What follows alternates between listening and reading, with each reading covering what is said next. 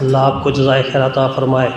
بہت ہی عمدہ آغاز ہوا، بچیوں نے ماشاءاللہ ہماری بیٹیوں نے بہت ہی عمدہ کلام پڑھا اور میرے اور آپ کے جذبات کو حرمین کے ساتھ جوڑ کے ہمیں تسکین بخشی۔ اور اس کے بعد یہ خطاب اور یہ عمرے کا طریقہ بہت ہی پرمغز رہا۔ مجھے ڈر تھا کہ کہیں نشست بعض دفعہ لمبی ہو جائے تو سامعین کے جو ہوش و حواس ہیں وہ ساتھ چھوڑ دیتے ہیں کیونکہ ہر انسان کے سماعت سننے کی ایک لمٹ ہوتی ہے۔ تو مجھے وہ لطیفہ یاد آ رہا تھا کہ کلاس میں ٹیچر پڑھا رہا تھا تو پیریڈ لمبا ہو گیا تو سامنے ایک شاگرد نیند کی آغوش میں جھومنے لگا۔ تو وہ جغرافیہ پڑھا رہا تھا، تاریخ پڑھا رہا تھا اور بار بار یہ کہہ رہا تھا کہ دلی میں قطب مینار ہے، دلی میں قطب مینار ہے۔ جب اس کی نظر پڑی کہ ایک بچہ تو نیند میں جھوم رہا ہے تو استاذ ڈانٹتے تو ہیں، تو اس کو کہا کھڑے ہو جاؤ، بتاؤ میں کیا پڑھا رہا تھا۔ جو کہ آدھا وہ نیند میں تھا اور آدھا بیداری میں تھا، تو آگے سے عرض کرنے لگا استاد جی آپ کہہ رہے تھے بار بار کہ دبئی میں ایک کتا بیمار ہے وہ پڑھا رہا تھا دلی میں قطب مینار ہے۔ اس نے عرض کیا کہ استاد جی آپ کہہ رہے تھے کہ دبئی میں کتا بیمار ہے، تو اس نے دبئی میں کتے کو بیمار کر دی۔ تو بعض لمبی نشست ہو تو یہ کیفیت ہوتی ہے، لیکن آج کی کیفیت ماشاءاللہ بہت اچھی رہی ہے، حاضر دماغ رہے آپ اور بہت توجہ سے آپ نے سنا ہے۔ آپ سننے والوں کو اور ہم سنانے والوں کو اللہ قبولیت عطا فرمائے۔ بس میں آپ کو اس کیفیت سے دوچار نہیں کروں گا، ایک دو باتیں عرض کر کے تو انشاءاللہ دعا ہو جائے گی۔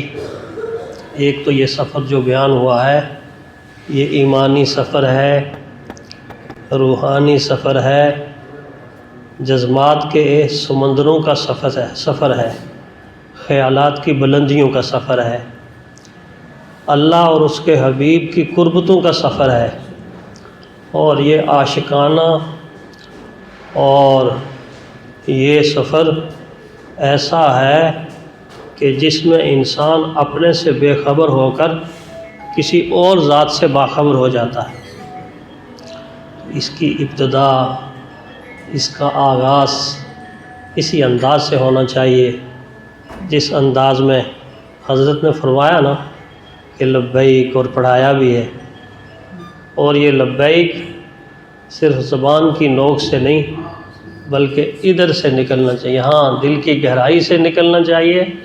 اور دل کی گہرائی سے نکلنے کا پیمانہ یہ ہے کہ فکر و دماغ میں سوچا جائے میں کہہ رہا ہوں لبیک، اللہم لبیک، میں حاضر ہوں، میں حاضر ہوں، واقعی میں حاضر ہوں، واقعی میں حاضر ہوں۔ کہیں ایسا تو نہیں ہے کہ ہم لبیک بیت اللہ کے ارد گرد کہہ رہے ہوں اور ہماری سوچیں چھتے بازار کے چکر لگا رہی،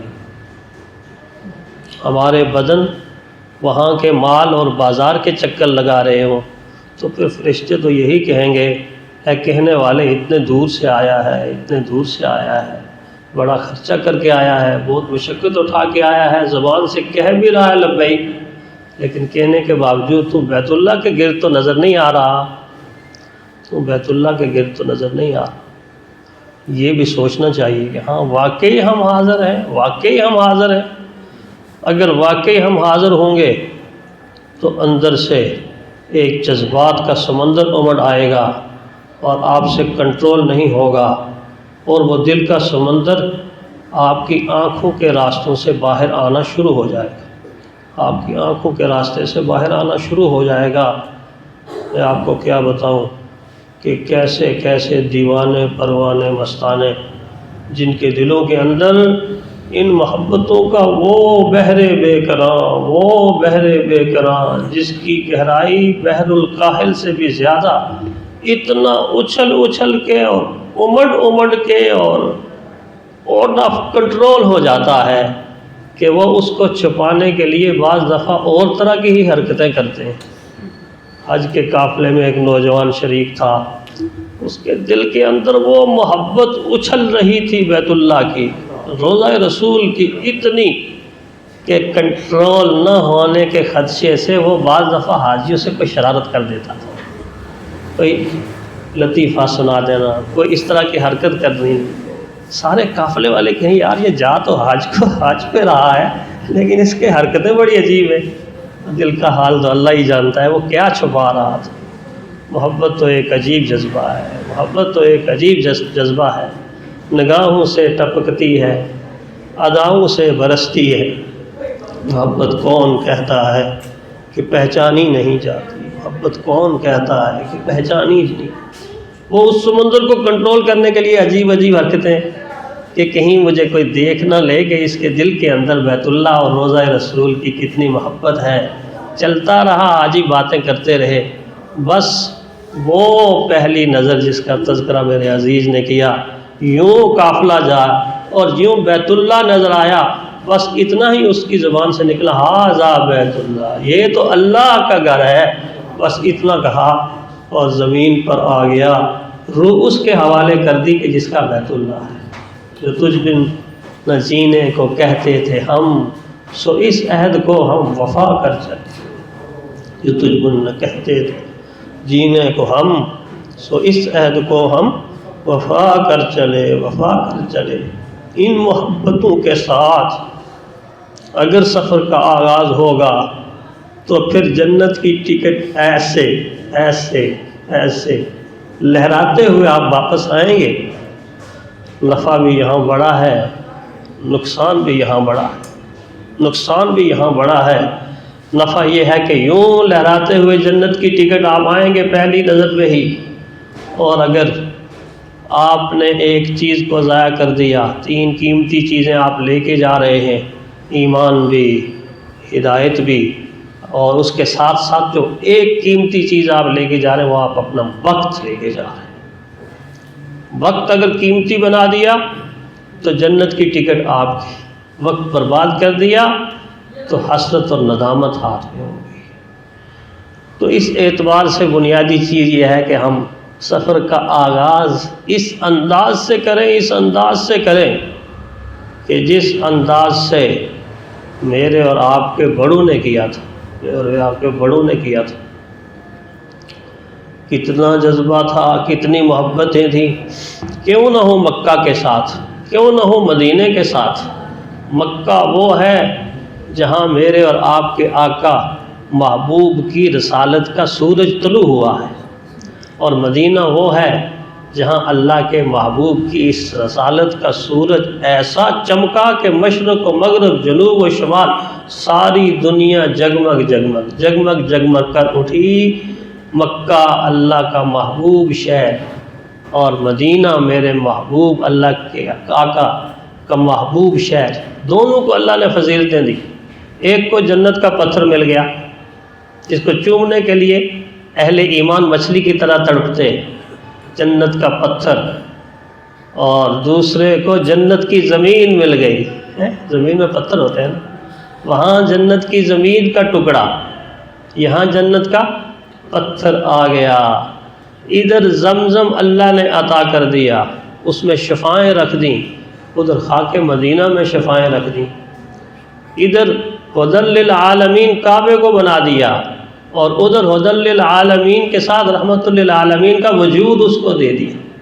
کیا شانیں ہیں، کیا عظمتیں ہیں۔ ان عظمتوں کو اللہ نے محبتوں کی شکل میں انسانوں کے سر میں، انسانوں کے دل میں جما دیا۔ مجھے وہ واقعہ یاد آتا ہے کہ جب مولانا شبیر احمد عثمانی رحمۃ اللہ علیہ حج کے قافلے کے ساتھ مدینہ پہنچے اور دسترخوان بچھایا، اور دسترخوان بچھانے کے بعد کھانا کھایا، اور کھانے کے بچے ہوئے ٹکڑے ایک صاف جگہ پہ ڈال دیے۔ کیا دیکھتے ہیں کہ تھوڑی دیر کے بعد ایک مدینہ کا بچہ آیا، اس وقت بڑی غربت تھی، تو بچہ آ کے وہ ٹکڑے چننے لگا، ٹکڑے اٹھانے لگا، تو حضرت نے بلایا، سر پہ ہاتھ پھیرا اور حالات پوچھے، تو عرض کرنے لگا چچا میرے والد نہیں ہیں، میں یتیم ہوں، اور ہمارا گزارا انہیں حاجیوں کے ٹکڑوں کے اوپر بعض دفعہ ہوتا ہے۔ تو حضرت کی آنکھوں میں آنسو آ گئے، قریب بلایا، پاس بلایا، فرمایا بیٹے میں آپ کو اپنا بیٹا نہ بنا لوں تو میرے بیٹے بن جائے۔ میں کیسے؟ بھایا آپ اپنی امی سے اجازت لے کے آئیں، میں آپ کو ہندوستان لے جاؤں گا اور وہاں آپ کی پرورش کروں گا، وہاں تم عالم بنو گے۔ تو وہ دوڑا دوڑا خوشی خوشی گیا اپنے اس جھگی میں، خیمے میں، امی سے سارے حالات بیان کیے، اجازت لے کے آ گیا کہ ٹھیک ہے میں آپ کے ساتھ چلوں گا۔ لیکن اجازت لینے کے بعد جس طرح بچوں کی عادت ہوتی ہے، چھوٹی چھوٹی باتیں پوچھنے لگا کہ چچا وہاں مجھے چنے ملیں گے کھانے کے لیے، فلاں چیز ملے گی، فلاں چیز ملے گی، پوچھتا رہا۔ حضرت بیٹا سب یہ بھی ملے گا، یہ بھی ملے گا، یہ بھی ملے گا۔ چند چیزیں پوچھنے کے بعد روزہ رسول قریب تھا تو بچے نے اچانک یہ سوال کیا کہ حضرت یہ روزہ اللہ کے نبی کا روزہ مجھے وہاں ملے گا؟ مولانا شبیر عثمانی رحمۃ اللہ علیہ فرماتے ہیں میرے پاؤں کے نیچے سے زمین نکل گئی۔ میں حیران ہو گیا بچے نے کس طرح کا سوال کیا۔ آنکھوں میں آنسو آ گئے اور سر پہ ہاتھ رکھ کے کہا بیٹا دنیا کی ہر چیز تجھے ہندوستان میں ملے گی لیکن اللہ کے نبی کے روزہ تمہیں ہندوستان میں نہیں ملے گا۔ اب بچہ ہے آپ دیکھیے تو صحیح اس بچے کا ایمان کیا ہے، اس کی محبت کیا ہے، اس کے جذبات کیا ہیں۔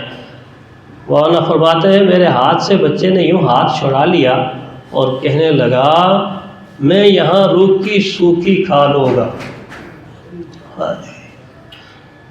روکھی سوکھی کھا لوں گا،